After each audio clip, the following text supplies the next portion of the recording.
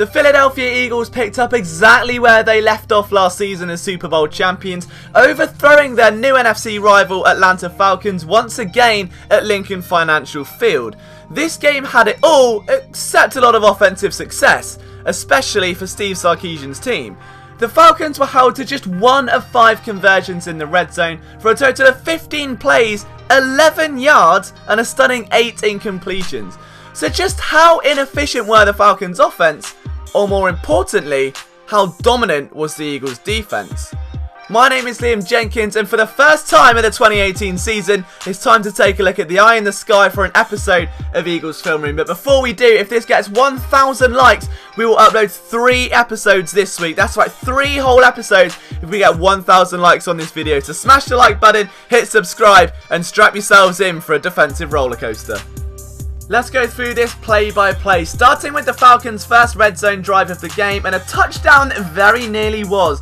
Devonta Freeman stopped at the last hurdle by a player many criticised during the offseason, Eagles safety Rodney McLeod. Now what we see here is Derek Barnett picked up by the Falcons tight end, opening a huge lane for Devonta Freeman. McLeod sees this, is already running downhill, adjusts to what he sees, and he's able to wrap up the running back with some help of his fellow safety. A strong start to this drive, although now the Falcons are at the 1 yard line and they're trying to punch it in. And what we see here again is another clinical stop by this Eagles defense. But in reality, this was a play that should have worked for the Falcons. They're at the 1 yard line with Freeman, and they pull newly signed Brandon Fusco to the outside along with a fullback to try and catch on to those outside rushers that the Eagles are going to bring down. This works perfectly. Freeman, however, cuts back inside, missing that open window, and gets wrapped up by a very certain someone.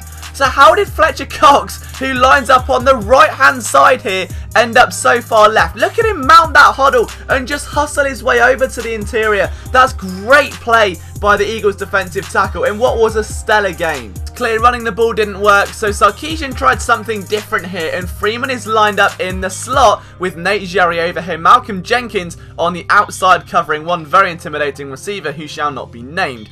Now what we're going to see here straight away is Nate Jerry actually lose a step to the Falcons running back, and it's very easily done. Freeman can be deceptively elusive. So as that play develops, watch Malcolm Jenkins extremely closely. We're going to zoom in on this in just a moment, but as Jerry loses that step, that's a touchdown if not for that tackle. And it all comes down to Malcolm Jenkins, who's lined up against a bigger receiver, and look at his head, he stays downfield. At that point, Jerry's lost that battle.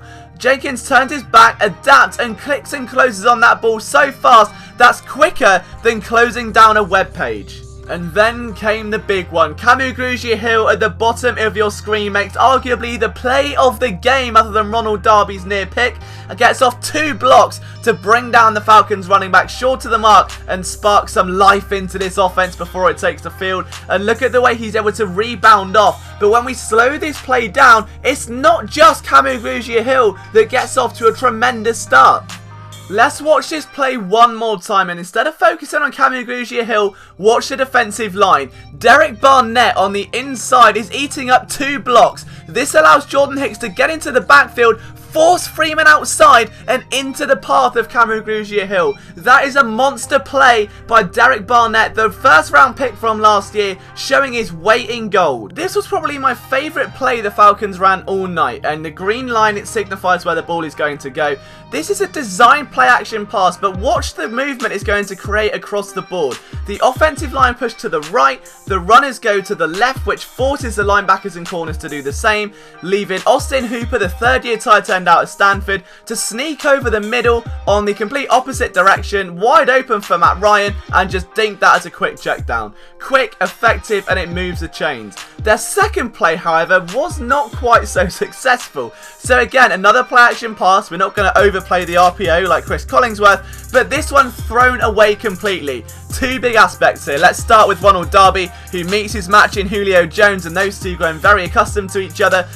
Darby bodies up Jones without drawing a flag, just very conservative in his play, but making sure he reads and reacts to the body movement of the elite wide receiver. Sidney Jones in the nickel, meanwhile, dealing with a very aggressive Mohamed Sanu, is bullying him round the route tree, staying on him through the stem and making sure that ball falls incomplete. Great play by the Eagles corners.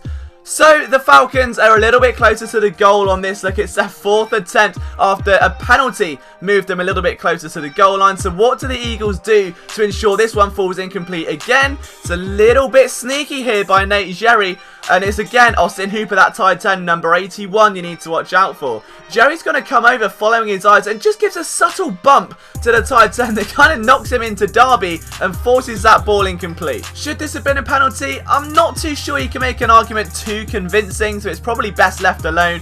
But the next big play is from Rodney McLeod once again. Now, if you want to say that he was overrated last season or that he played under par, how about this? Explodes into the box, gets into the backfield and wraps up Tevin Coleman faster than you can say Tevin Coleman. That's just ridiculous. The next play of their 3rd red zone drive was picked off by Rasul Douglas. His technique here was just brilliant. He bodies up against Julio Jones, contact on him, turns his head at the perfect time, adapts to the ball. That's the West Virginia ball hawk we all love. But in my opinion, interception started the line of scrimmage, and this one's no different. Jordan Hicks swims inside Devonta Freeman just to cause enough pressure to maybe hurry a Matt Ryan throw. Got a bit too much air under it, and that one fell into the lap of Rasul Douglas. Their 4th offensive drive was a little bit different. This was the only time they scored inside the red zone on a great run by Tevin Coleman. Again, shiftier than a lot of people give him credit for. He just makes McLeod look a bit silly there. The inconsistent tackling does come through,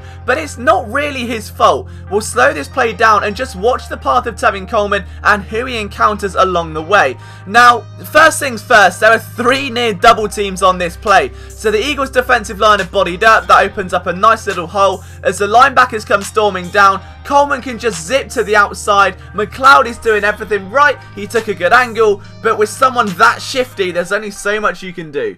Here we go then, the red zone drive that ended it all, and this is how it started. Just inside the 20, the Falcons realised the Eagles are playing way too many defensive backs, and they tried to separate them, and they do this by picking on Sidney Jones. The rookie is a big spot to be in right now. They run a play where he's got to make a decision who to body up in zone coverage. Unfortunately, makes a bit of a wrong call, a bit too late to make that decision. It moves the Falcons forward, where things just go wrong. The Eagles play great coverage here. Malcolm Jenkins storms down to really make that play happen, but that pressure came from Brandon Graham, who calls his own stunt here. Watch him shift across the face of Fletcher Cox, cutting inside, forcing the interior guard off his spot. Out comes Matt Ryan and down comes Malcolm Jenkins. The ball just falling short of the stands there. So now the Falcons are getting desperate. Time is running out and Ryan is just launching balls over the middle to try and make something work. Just wasn't going to happen there. Again though, the defensive line, look how wide they're playing. They want to kind of close in and force Matt Ryan to be pigeonholed into that pocket. A big chunk of ground gain by the edge rushers there, getting to him just after the ball was launched. May have been enough to pip that ball over the head of Julio Jones. What confuses me here is that the Falcons then appear to run a very similar play 3 times in a row, knowing the Eagles are going to protect the boundary and let their pass rushers eat. That's exactly what happens as Fletcher Cox does Fletcher Cox things. Look at the way he's able to simply maraud number 51 from this Falcons team. It's just no competition. Alex Mack, who is a Pro Bowl center, should not be being manhandled like that. And on the 5th play, the decisive play that almost was, the flag comes down. It should have been game, set and match then, but it wasn't. The Falcons then have to move closer to the goal. The Eagles tasked with one more stop. Great pressure again by the defensive line, but it wasn't to be just yet. It had to be a late game heroic, and it would come from Ronald Darby, who by this point knows the eating habits of Julio Jones and matches him one-on-one one last time. Great technique, keeps his eyes on the ball and choke slams him to the ground. It's a great play by Darby. What I love about him is that he's so aggressive in his play, but it doesn't show in terms of physicality. It's the mindset, the presence, the positioning, and simply being around the receiver. He's not glued to them, he's not jabbing or grabbing at jerseys, but being so mindset aware is so important for Darby, and this was easily the finest game of his Eagles career to date. So overall, the Eagles' red zone defense was just absolutely ruthless and did everything right. And there's a lot of criticism surrounding Steve Sarkisian. I'm not too sure it's all warranted. I think a lot of that is actually just how good the Eagles' defense is as opposed to how bad the Falcons were.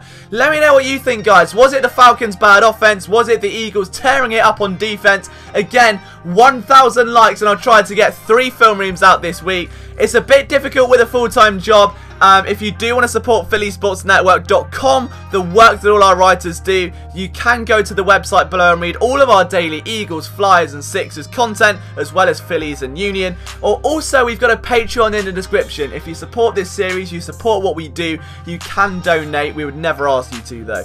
From myself, Liam Jenkins, it's been a pleasure bringing you this film room. 1,000 likes for 3 videos this week. I'll see you for another episode of Eagles Film Room.